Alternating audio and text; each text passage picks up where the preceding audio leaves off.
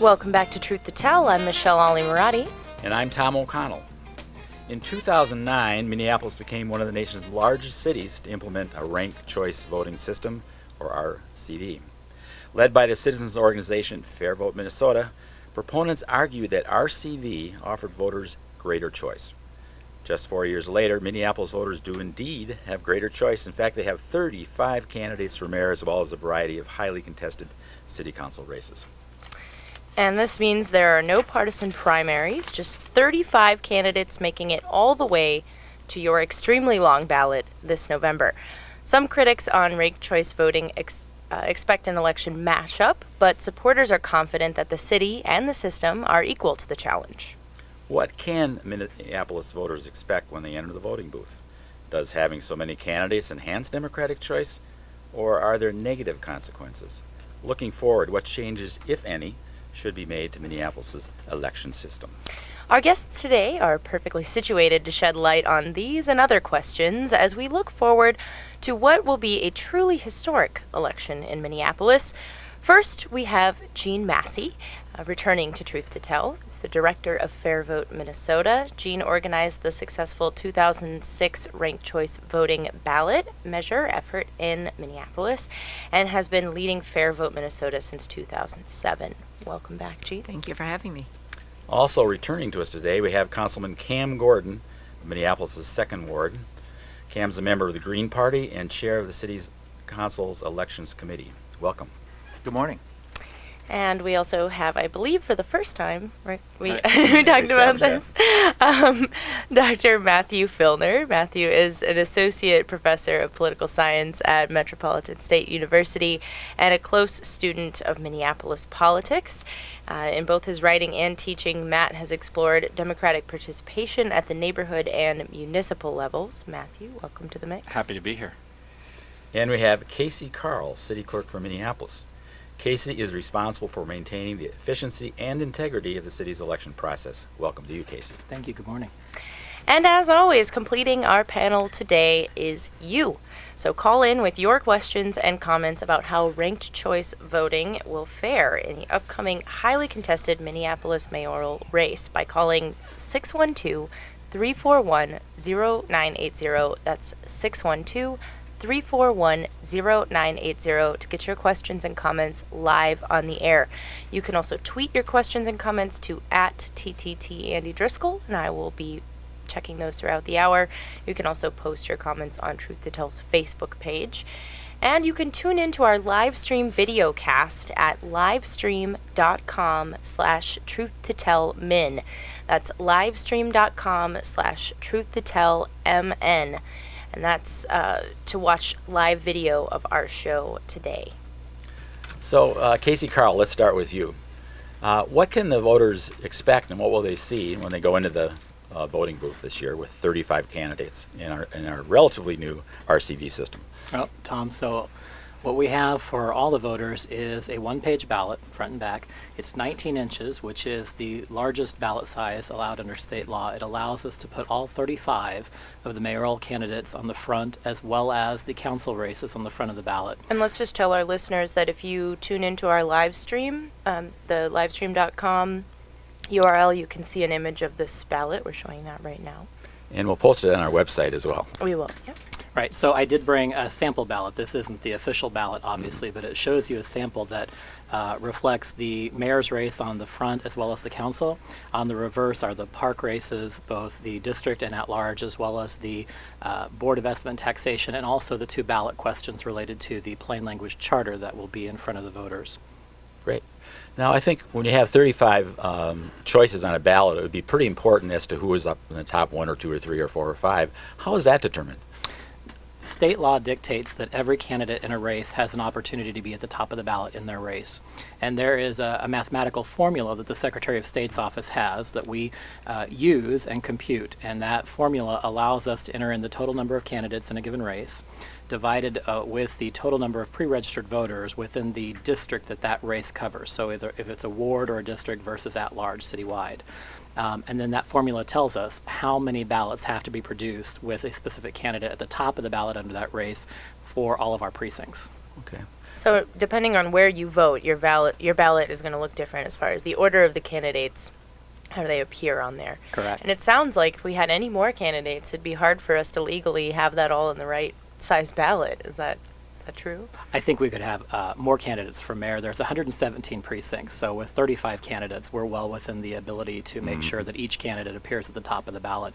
Oh, I was across the talking board. about you'd mentioned earlier that there was a size, right? That it could be no bigger than 19 inches. 19 inches is the largest ballot size, which would, of course, potentially push us into more than one page. Yeah. We're at one page now. So what about a sight-impaired person or someone perhaps who had language issues or would have a hard time just physically manipulating the voting process itself? Sure. So in addition to the tabulator in each precinct, there is a machine called an automark.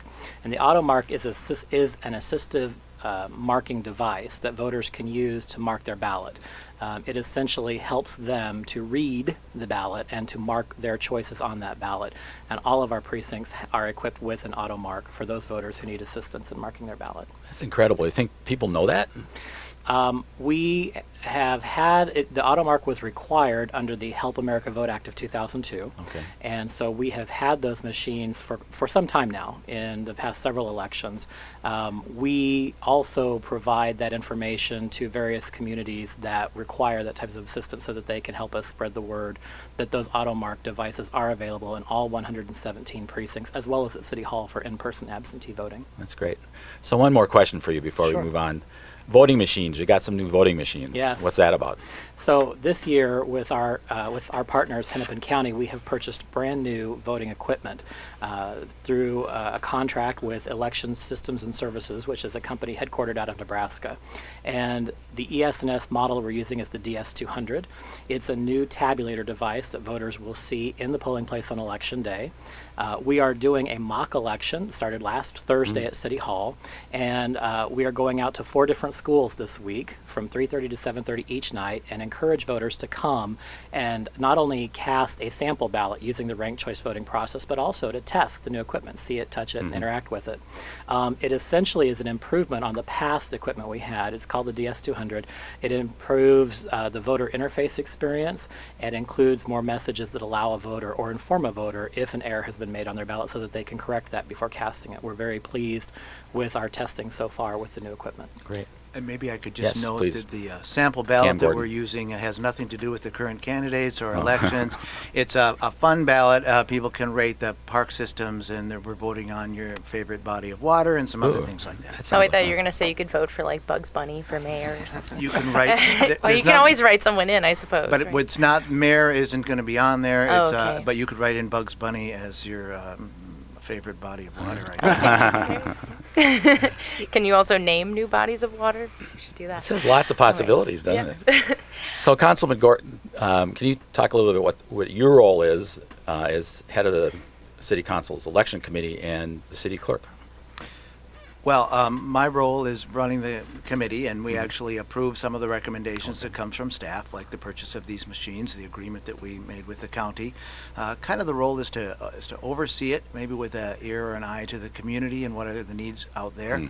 I certainly listen to people when they have concerns and issues about our elections. We're actually doing a lot this year to make sure we don't have long lines like we've had in the past election. Making sure that we have our precincts staffed appropriately, that our election judges are trained. We're certainly trying to recruit more election judges. We've also been doing a lot to oversee the outreach and education program that we're doing. So even this mock election idea is something that we enthusiastically support, and there's lots of opportunities for people to learn more about this. We have a fantastic new website, and we encourage people to go there Oh, that's too. great. The city council has a new website? No, we have an elections website. Okay, and what is that website for d- people, for our listeners?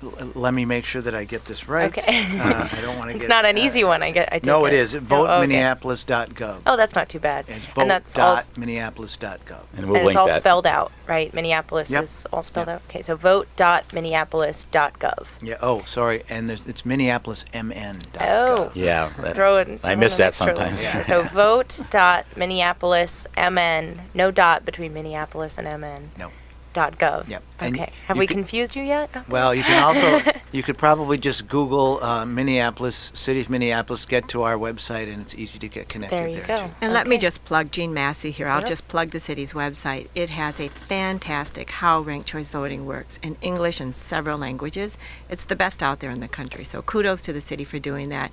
All voters should watch that before going to the polls. I was going to say, this is the video that you're talking about, right? I think I saw something about that on YouTube. It's just a video that kind of goes through the ballot process with you, Casey. Just to add to that, we do have a few videos. One of them is a 2-minute video that under 2 minutes shows how ranked choice voting works, which is a really good video. We also have a video that our 2013 class of urban scholars put together that shows what a voter can expect in the polling place. So back to your question, Tom, about what can a voter expect when they walk in, it shows the process. So if you've never been in a polling place, that video can get you acquainted with what to expect. And then, as Councilmember Gordon indicated, the Elections Committee has given a strong direction on voter outreach this year. And so part of their direction was to help voters prepare, and we have put on our website an interactive sample ballot. So voters can actually go to the website and use this sample ballot. If they fill it out correctly, it will allow them to proceed. If they don't, it will say you've made an error and you need to change your ballot. Then it goes a step further by showing how that ballot will be processed and tabulated, and explains sort of the math behind ranked choice voting. So I appreciate the kudos, Gene. We've worked very hard to make that website intuitive, but also very informative in multiple languages. And we actually had a question come in. You mentioned that the videos explaining how to use the ballot are in different languages. Are we getting ballots themselves in different languages, or are we just explaining to people how to use the English language ballot? Casey? So we're limited by what we can do with the ballot. Okay. There are very stringent state laws in terms of how the ballot is formatted, the font size even that can be used, minimum font sizes and spaces. What we are doing is putting together an instruction sheet that every voter will be handed along with their ballot as they enter the polling place. And that instruction sheet will be in multiple languages. That will say how to complete the ballot and show some examples to them. So we're providing instruction sheets that would accompany the ballot in different languages so that voters will have more comfort in terms of when they go into the polling place and in that private booth, how to complete their ballot. And it's up to the candidates to make sure that these multilingual constituents know their name and know who they are, right? It The is, but candidates I'll certainly just drive it. I'll just add Jean? here. I Yeah. think the last stop for the voter should be the election judges on election day. There is a very expansive voter education program underway. Fair Vote Minnesota is partnering with the city to make sure that all voters have some access to education and understand what it means to rank on the ballot and to be encouraged to rank on the ballot. With a long ballot, we really want to make sure that voters know that they can rank, and we encourage them to rank. It's to their advantage to do that. So we have outreach strategies in communities where voters less frequently turn out to vote to make sure that they're aware and that they know how to do that process. So we attend lots of events. We are door knocking, we're phone banking, we're working with people who speak different languages and are from various different communities to make sure that happens. The city is doing their mock elections, providing all of these materials, making sure that education is very expansive. So we do hope that voters on election day see the election judges and get that instruction sheet, and that's their third time they've understood ranked choice voting. Casey, Carl? And if I could just plug one thing, one of the other pieces that with the Elections Committee approval and direction we're doing this year is what we're calling a voter ambassador outreach program. Oh. And the voter ambassadors is an idea of getting recognized leaders from different communities and different neighborhoods and social networks and training them on what ranked choice voting is, so that we can help voters get what we call election ready. And there are 5 things that are part of that. We want to make sure that every voter knows the date of the election, which is November 5th. We want them to know how to register, either in advance or on election day in person. We want them to know where their polling place is, and some polling places have changed since last year. We want them to know the content of the ballot, and we want them to know how to confidently cast an RCV ballot. So we're using the ambassador program as a way of further reaching out into the communities to engage these volunteer networks and empower them to train their colleagues, their friends, their neighbors, and social circles. So let me, Michelle, do you have? Go ahead. Well, I was just going to ask, in regards to turnout, if you were going to have, Jean, I thought you might have the best knowledge of this as far as trends in other cities that have gone with ranked choice voting. I know it hasn't been around for that long to have a whole lot of data at our disposal, but one of the main reasons that people were okay with getting rid of primaries was because the turnout was so low to begin with. You're seeing numbers as low as like 15, 20%. And even at that, with the regular voting, you're still only getting like 30 to 40% sometimes. But what do you think this is going to do for turnout with so many candidates right away with this new system? What are there any trends to let us know what this is going to look like, do you think? Well, there are two really kinds of questions involved in that. The first is, by eliminating the primary, you really maximize voter participation in the election in November, when turnout is highest and most diverse. And primary turnout was extremely low this year. It was used in 4 different cities in Hennepin County, and turnout was at its highest 10%, as low as 3%. So we eliminated that step in the process in Minneapolis. On Election Day in November, what we learned in 2009 and what we learn in every city where we hold elections is that turnout is largely driven by competition, when there's really a reason for voters to turn out. So we saw very low turnout in 2009, though there was a change in the system. And luckily, we didn't have a primary that year, so that would have even been lower in the primary. This year, because it is the first open mayor's race in 2 decades, we expect a much higher turnout, and that kind of competition is going to drive the turnout. That's going to impact participation in all of the council races in addition to the mayor's race itself. So I think estimates, and you can give the city's estimate as well, we should see probably double the turnout we saw in 2009, if not higher, depending on other variables that day. And what did we have in 2009? About 20%? 20%? Okay. So somewhere up in the Pretty 40s. That's frighteningly pretty low, but if you isn't look it? at it, we had an Yeah. incumbent who was running for a 3rd term, easily won, very few council races with any competition. So voters simply didn't feel compelled to turn out. This year will be different, and we believe that will happen. And we have a competitive park board race as well this year that will drive some turnout. So you don't think fears about walking into the voting booth and confronting all of these choices would have a deterrent effect? Well, Minneapolis polled voters in 2009 about their experience using ranked choice voting. The poll showed a couple of important things for us to learn for this time around. One, that when voters are educated how to rank on a ballot, they know how to do it. They go to the polls confidently, and 95% of all voters polled that they thought the experience was simple. 97% of communities of color responded with that same answer. And then they asked the question, well, did ranked choice voting chase you away from the polls, essentially? And the answer was no. So it's not the voting Where were method. they getting asked that question? On the poll. So there was a post-election evaluation conducted Okay. by St. Cloud State University that the city had commissioned. So it had sampling and everything. It certainly was statistically significant, independently commissioned. Okay, it just seems interesting that how do you get the information from people that didn't come to the polls if you're only taking the survey at the polls? Was there another survey that would have gotten information from folks that maybe didn't come out to the polls? Right, it was not an exit poll. It was Okay. a post-election Oh, okay, I see what you're saying, yeah. evaluation by phone. By phone, all Correct. right. Yeah, St. Yeah, Cloud why not? State does a number of these kind of polls, and they're pretty credible in terms Okay. of sampling and all that kind of stuff. And I'll say that those kinds of results have been consistent across the country. Voters, once they're educated, know the system pretty well. But we have to make sure we have that reach to voters. We don't want to surprise voters with a new kind of ballot on Election Day. So let me get to Matt. Matt, you teach political science at Metropolitan State University. You've been very involved in Minneapolis politics, and you work for the Secretary of State, which, of course, has a key role in our election system. So you've got a pretty good eagle's eye view of all this. What are some of your thoughts about the election, either politically or in terms of choice and democracy?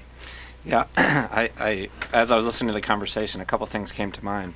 First, I think it's a mistake to think that the reason that we have 35 candidates is because of ranked choice voting. We have 35 candidates because the bar is so low to enter into the mayor's race. We could talk about what limits we might put on who can file for candidacy for mayor if we want, We're but going it's to- not because of ranked choice voting. The fact that they're on the general election ballot is much more to do with the decision to get rid of the primary. Secondly, I think that turnout is almost never determined by the process by which people elect. Turnout is driven, I think competition is part of it, but much more significant is what's the investment of a citizen in the election itself. What's driving their interest in the election, what's at stake in the election. If voters don't feel like anything's at stake, whether there's 2 candidates or 35 candidates, they won't vote. And the third reason, and this is an interesting, among groups that vote at low levels, they feel like they don't know what's on the ballot and what candidates have to say. They don't feel like they have enough information to make a choice at all, much less rank those choices. So all of the efforts that the city's doing, that Fair Vote Minnesota is doing, that communities are doing, to help voters and citizens feel like they have something at stake, that it matters who's chosen, that's going to drive turnout, not what process we use to elect. And there has been a real kind of political empowerment and participation in some of the immigrant communities. I think, for example, the Somali community in Minneapolis. So is that going to have an impact? Yeah. What would drive the Somali community to vote at high levels? Something at stake. That could include a candidate from their community, but it could also include issues on the ballot or candidates on the ballot who actually have something to say about their community. And I think that's true whether it's the Somali community or any community.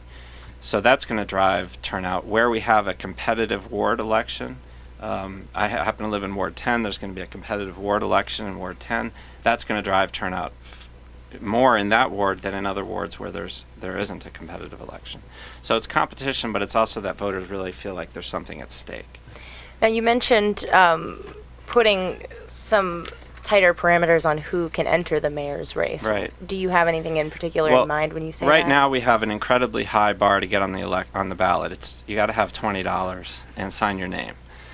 So given that high bar, yeah, I think I'm going to run for it. No, I'm past the deadline now, I bet, right? We probably have. Casey's shaking his head. Please don't ruin my ballot. Yeah, you can't. Yeah, we have a couple options, of course. Most cities have a much higher filing fee. Some cities have a petition where you have to actually get a certain number of signatures before you can get on a ballot. Those both would limit the number of candidates on the ballot without question. Now, the deeper question is that good for democracy? Is there a limit on who can be on a ballot that actually strengthens democracy? And I would argue no. That while it's inconvenient for the city to have such a long list, and it's also inconvenient for the voter to have to read through the list, what's lost is the opportunity for anyone, regardless of their background, regardless of their financial circumstances, regardless of how much campaigning they've done in advance, to build a network of support to be a choice. Well, and we're going to take a break here shortly, but when we come back, I'd like to talk a little bit about, and Matt, maybe you have some thoughts about campaign finance and how this affects, how much money do you have to get your name to stand out in a pool of 35 candidates? A lot. Yeah. And along with that, your message too, because you mentioned different communities who in the past may have felt a barrier to getting into a race like this. Now they don't, but do they have a strong enough support in their community to be able to still come through? So I think we'll go ahead and take our break right now. If you've just joined us, we're talking about the highly contested Minneapolis mayoral race, how it may or may not be affected by the ranked choice voting system. And we're here with Jean Massey of Fair Vote Minnesota, Minneapolis City Clerk Casey Clark, Minneapolis' 2nd Ward Council Member Cam Gordon, and Dr. Matthew Filner, Associate Professor of Political Science at Metropolitan State University.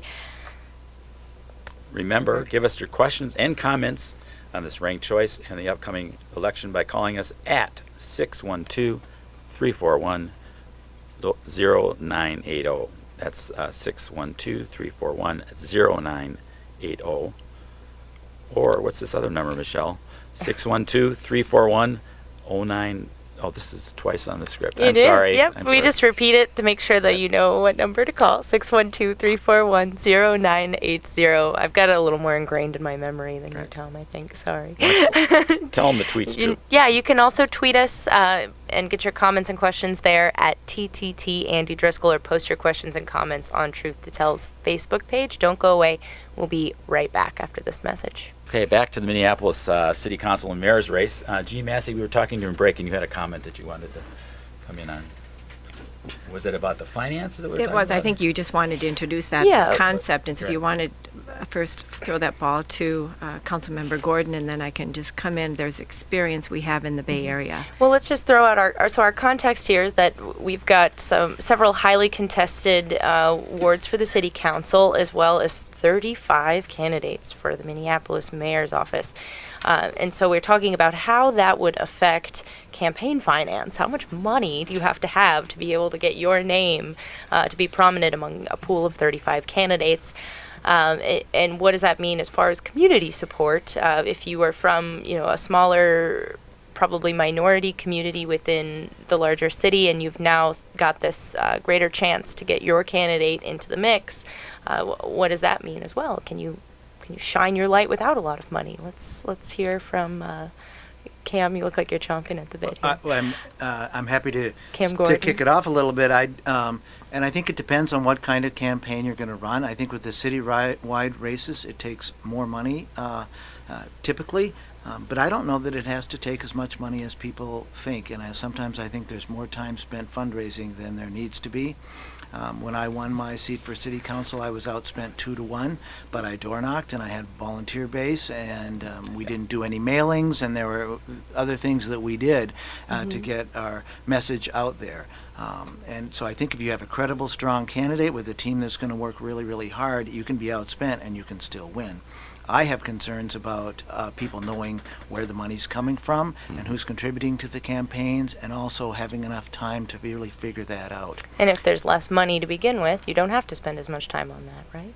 Well, you don't, but then if you do have to spend a lot of time raising money, is that going to have some kind of influence over you once you're elected? Exactly. And I've been actually advocating for campaign finance reform so that we would get more reports out to the voters and the media about where the money's being collected, and we also would know lesser thresholds. So right now you don't have to report any money that comes in if it's a contribution of $100 or less a year. There's actually 3 years out of the election cycle where you're prohibited from taking any more than $100. So that means 3 years out of every election cycle you can be collecting $100 each year from a certain set of individuals, and no one will ever know who they are. Now, I think that's a concern. Also, this year, we didn't really know who was contributing to the campaigns until just a few days ago, because you don't have to submit your first report until right before what would be the primary date. And so people are still digging through those, wondering about, well, who is my candidate collecting money from? And, should I be worried about that or not if all these folks are supporting them? That's maybe a slightly different topic.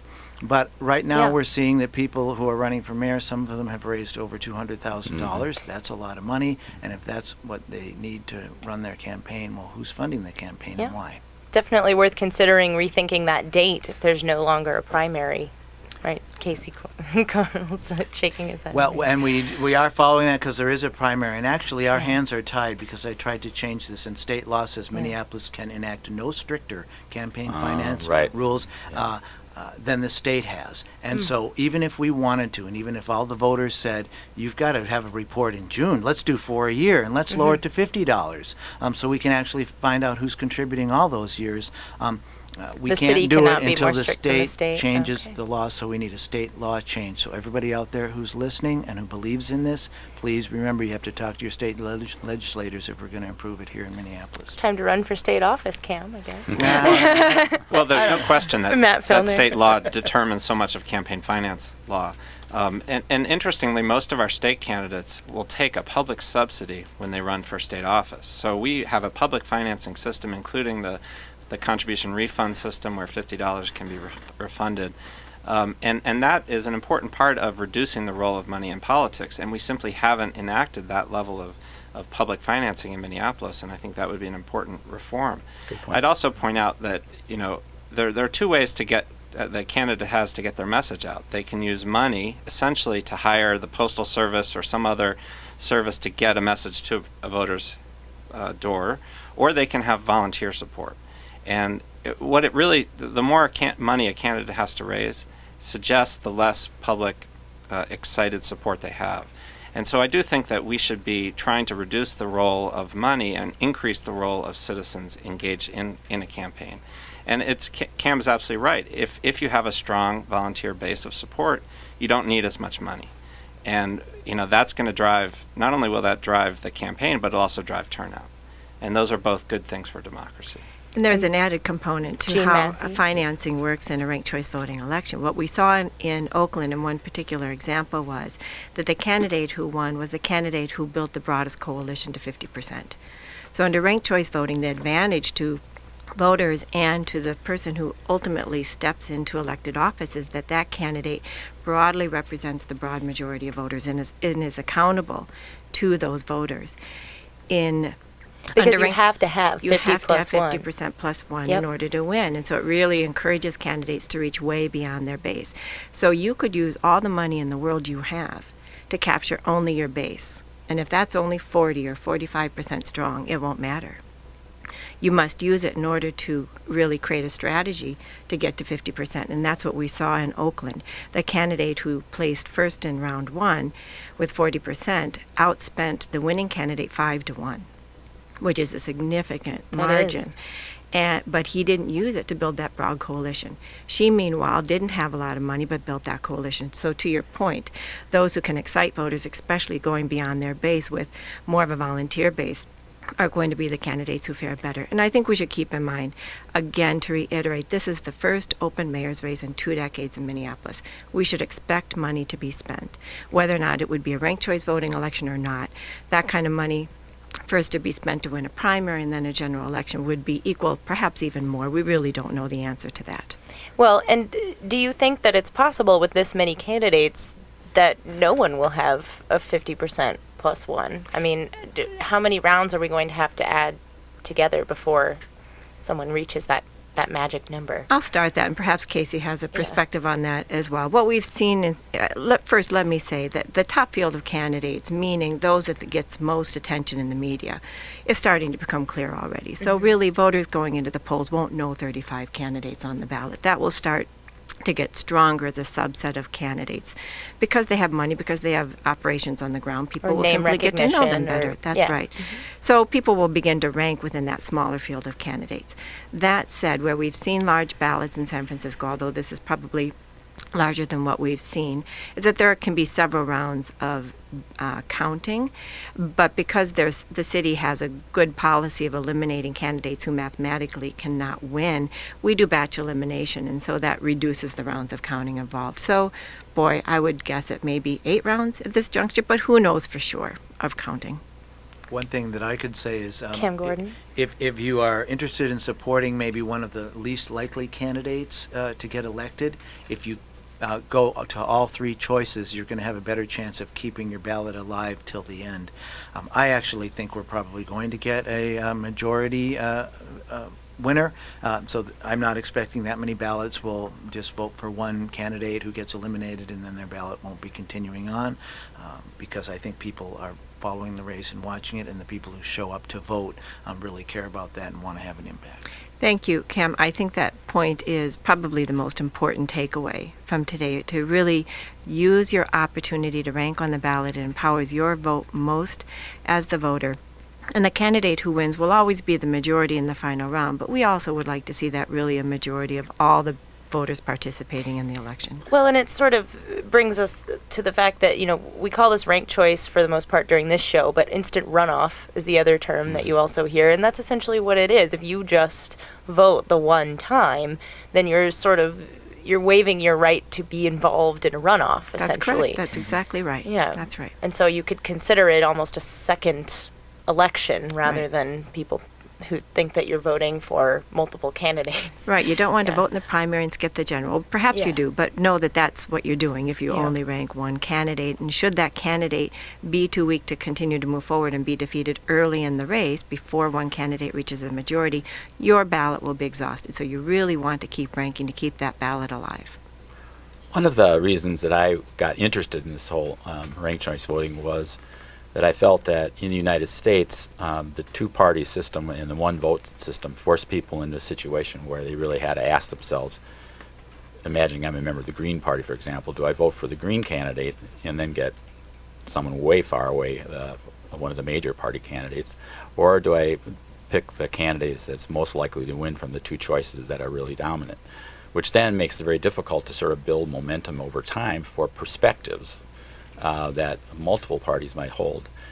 Cam, beginning with you and then comments around the table, do you see ranked choice as a way of not only allowing more people to get on the ballot, but actually structuring a different kind of political conversation, have a wider set of options and a deeper set of questions about the way things work. I think so. I think that's one of the best advantages of it, as you described that. And I am from the Green Party, which is a minor party, and a lot of times we get criticized even when we are seeking a candidate for an office because they say, well, how could you do that? Because you're just going to help somebody worse get elected. Because chances are your ideology will pull voters from another candidate with a similar ideology. And so we got that a lot. It was very controversial when we were considering running somebody against Wellstone when he was running for the Senate, for example. And if we had ranked choice voting at that time, people could have gone out if they wanted to and said, well, I do want to build the Green Party. I do want there to be a voice there, but I know I'm not going to be wasting my vote because my second choice can go to Paul Wellstone, and I can make sure that I don't help Norm Coleman get elected. Right. I think that was the race that I was Yeah, right. but there were a few of those. But so I think that does make a big difference, and I think in especially in partisan races, probably, which this is not. City elections aren't necessarily partisan, but I think it can also make a difference here, and people can look at the ballot, they can hear from the candidates, and say, well, I really want to make a statement because I really support ending homelessness now, and somebody is running, and that's what they're running as their principles and their name, and they like that, and so they'll put that as their first choice, and then they'll know they'll have another choice, so they're not necessarily then going to help somebody they really don't want get elected. And I wanted to ask about that because there are four kind of candidates who are running on an issue. Homelessness being one, I think, and is this a vehicle for a way for voters to register their support for a particular issue? And let's It just could be. hold that thought and for there's more just than one. four. Yeah, let's hold that thought for just 1 second. Remind people, because we forgot to give the number earlier. 612-341-0980 is the number to call to get in on this conversation. If you have thoughts about this upcoming race and ranked choice voting or anything election related, because we're getting into that season. We want to talk about the elections. If you have a question, you can call us with that too. We've got Minneapolis City Clerk Casey Carl here who can answer questions about the ballot, and Gene Massey also has a wealth of knowledge about the ranked choice voting. And we have with us Dr. Matt Filner, who is an associate professor of political science at Metro State. And we'll get back to you, Kim Gordon, Minneapolis 2nd Ward Council Member. We're talking about candidates who are running on single issues, as Tom asked here. Can we... Well, there's probably more than 5 or 6, Okay. And there's also many from the same parties that are listed here because there's no prohibition against just putting down a party name without an endorsement, and you don't even have to be a member of that party, but you can list those names and principles. I will say that I think that, Matt Filner. Tom, your question is really about party building over time, and I think ranked choice voting can be essential in allowing parties to grow. Having said that, because of the ease with which candidates have to get on a ballot, I don't see 35 candidates as contributing to party building. That doesn't mean that they shouldn't have a right to be on the ballot. But if we are going to be talking about building a third party or fourth party or fifth party, then probably that party needs to decide on which candidate it should have as its representative, who then a voter can choose among multiple ideologies or multiple perspectives. And ranked choice voting is essential in having that party grow over time. But we would have to, I think, put a limit on who could be on a ballot to achieve that. And a petition drive, where each party would have to demonstrate its support for one candidate, would be one way to do that. Let me ask the question about the process for that. There has been some talk about whether it's a petition drive or some other way to limit, seems like a negative, but to shape a field where you perhaps end up with 35 candidates or less than 35 candidates. What would it take to change the law? Casey, we were talking about that, to enable some sort of change. So currently, the city charter, which is our constitution for the city of Minneapolis, provides the filing fee of $20 per candidate, and that was set by state law in the 1960s and hasn't been changed since then. There was an initiative put forward earlier this year by Councilmember Gordon to raise the filing fee, which ultimately did not move forward at this point. And he can speak to that in more detail. But to change the filing fee would require an amendment to the city's charter, which the council could put forward or the charter commission could put forward, either way. And that would be a policy level discussion for our elected policymakers to decide what that appropriate threshold is. And Councilman Gordon, is there some interest on the city council in that? I think there is. I think when we raised it, the this year. There were some concerns. I think I got to it too late in the year, and it looked like we were going to be trying to influence ballot access this year, and it felt inappropriate to the council, and a majority of the council thought, well, we shouldn't be doing this so close to an election. It's going to look like we want to keep people off the ballot. But there was a proposal to raise it. I believe with working with the Charter Commission, it was $250 to file for mayor. But I do want to note that according to state law, there's always a fallback petition mechanism for any race. They don't allow any locality to set a fee without having a petition option. And state law says that in lieu of a fee, and you could do this now in Minneapolis for the $20 fee, but nobody ever has because $20 is easy to get. But, or maybe one person has. Okay, I'm sorry. Casey's telling me that one person did collect the petition. Was it this year? Okay. So I'm not up on all the latest news, but you need to get 5% of the people who the number equal to 5% of the people who voted in the last election for that office. And actually, I looked at those numbers, and for all the city council races to have petitioned this year, it would be close to 100, some slightly under 100, some a little over 100, maybe getting closer to 200 in some of those. But that's not very many. And at the maximum, that 5% would be capped at 500. So whichever is less, 500 or 5% of the number of people who voted in the last election. I think that's pretty reasonable. And I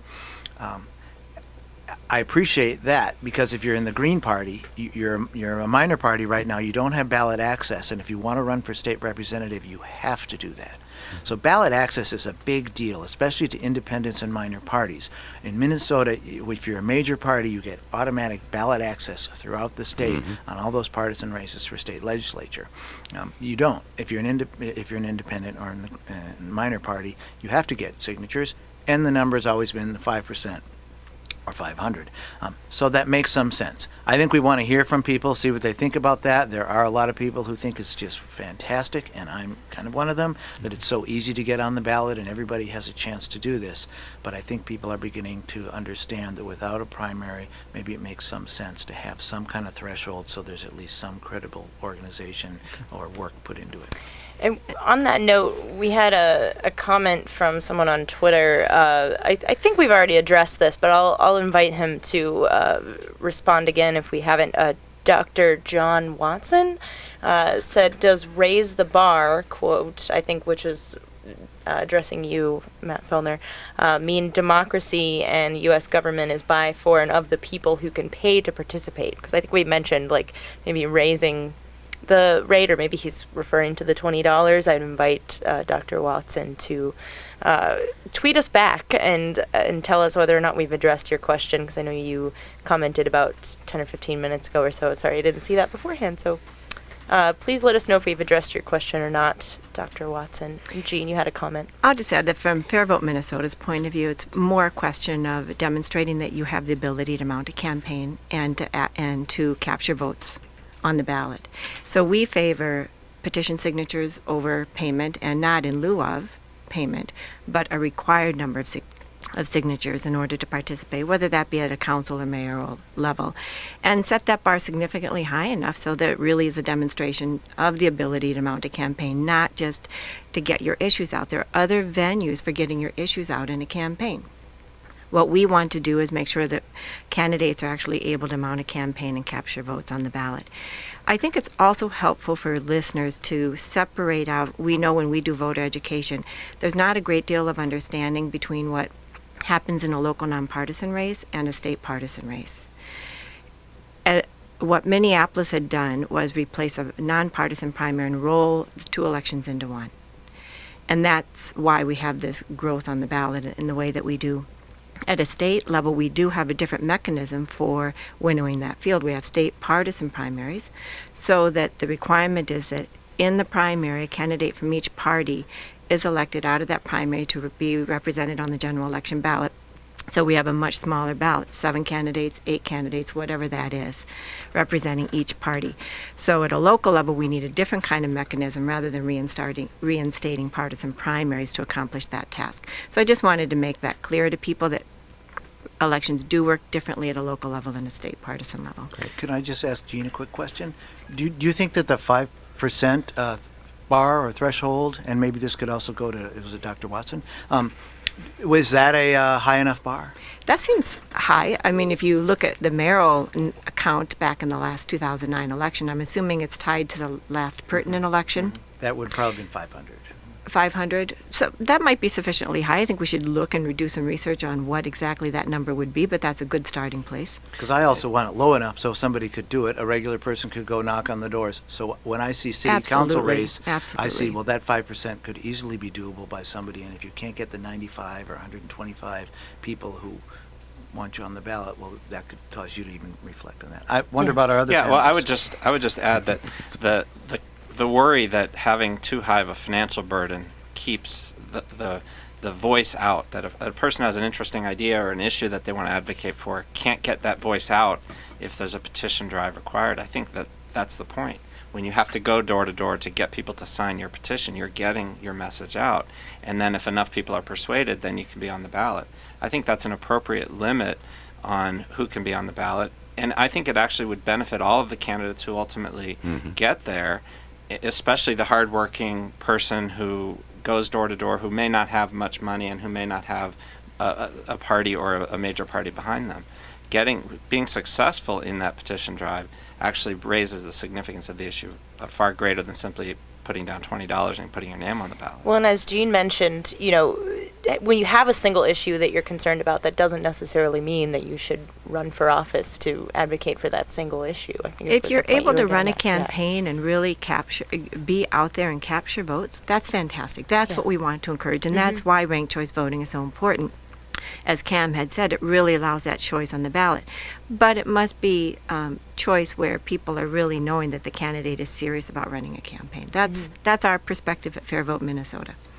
And I just want to mention quickly that speaking of all 35 candidates, the KFAI News, which is on, the Morning Blend, we used to be the news, but now it's the Morning Blend, which is a music and news mix here every morning from, is it 6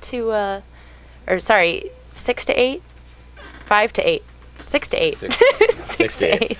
I should know this already. So the Morning Blend on KFAI airs every morning from 6 to 8, and it's 7:30 in the morning every day this month. The plan is to interview one of the Minneapolis mayoral candidates. So if all of that goes the way we've planned it, then there will be an interview each day with one of these 35 candidates, and so you can get to know each of them a little bit better. And we do archive those programs, so if you're not up at 7:30 or you're busy at 7:30 in the morning, you can also catch those on kfai.org in the archives for the Morning Blend. So just so you can kind of get through the pool of candidates a little bit between now and November. That's one way to do it, or you can actually read up online and do your research, but as we've been talking about here, it's a lot to sift through at this point. That's fantastic. Yeah. No, I'm really happy that Dale Connolly is putting that together for us. Community radio. Yeah. So this is a platform of democracy here, folks. We have a pledge drive coming up. Can you tell? No. So we're coming to the end of our hour here. So I guess it's time to probably go around the table and get some final thoughts from folks about what we should do, how we should prepare, and what should our outlook be going into this election. Cam, would you like us to start off here? Well, I'm very excited about this election, and I think the first thing everybody should do is remember to go out and vote on November 5th. I really appreciate that KFAI is trying to do such a good job and doing such a good job of educating voters. I think it really takes candidates working really hard to get their message out. It takes the city doing our job to make sure that we run a good election, but also media can play a big role in this of informing voters and help people get informed about it. And I think that's a challenge in this day and age with so much information in media, and especially national media. I also want people to know that if they just want to go to the polls on November 5th and vote for their favorite candidate, they can still do that. We've changed the system, but we haven't necessarily mean that you have to change the way you usually vote. Just get educated in the races you care about, show up, and vote for the candidate you want. Thank you, Cam Gordon. And Casey Carl, perhaps you can remind us of some of those education resources. Sure. So in 57 days, when we actually do conduct the real election on November 5th, within that 57 days, I mentioned earlier, we have this mock election. Tonight, we will be at Roosevelt High School at the cafeteria from 3:30 to 7:30. Tomorrow, September 10, we're at Patrick Henry High School in the cafeteria, again, 3:30 to 7:30.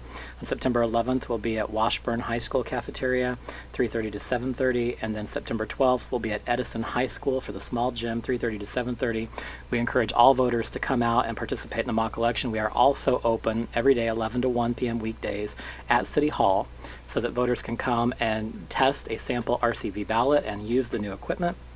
And we encourage them to check out our website, again, at vote.minneapolismn.gov, to see all the resources and the educational materials we have there that will help prepare them to be election ready for this year's municipal election. Great. Thank you, Casey Carl. Dr. Filner, do you have any closing remarks? Well, I'm a thinker about democracy. I spend a lot of time thinking about what makes democracy work, and this is the time of year when we tend to think about citizens in an incredibly narrow way, where the only thing we do as citizens is vote. And of course, all of these educational efforts are vital to having us be successful as voters. But I think it's worth reminding people that we're citizens, and as citizens, voting is a very small part of our responsibility to make a democracy work. And that means getting involved in our communities, it means advocating on the issues we care about, and staying engaged throughout the year, not simply on November 5th. All right. Thank you. Thank you, Matt. I think that's very salient. Every election year, people come out to vote because they really care about the issues that they want to get involved in. From Fair Vote Minnesota's point of view, we're very excited about this election this year. It's a real test of how ranked choice voting can work and demonstrate some of its benefits, and ensuring that we do have that choice on the ballot and the winner is representative of a broad majority. Our goal educationally is to make sure every voter is prepared come November 5th, and that they are ready to rank on the ballot. We encourage voters to look on the website, download their sample ballot per their ward, so they know which council race pertains to them, and practice. Look for your candidates that you want to rank on the mayoral list of candidates. Practice going into the polls. Take that sample ballot with you in the polls.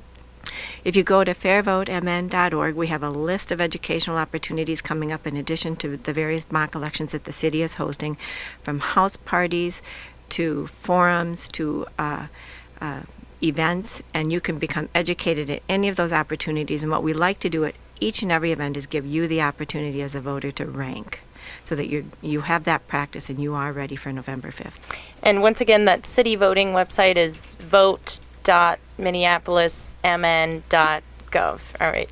Cam and Casey are shaking their heads at me. Awesome. Thank you very much.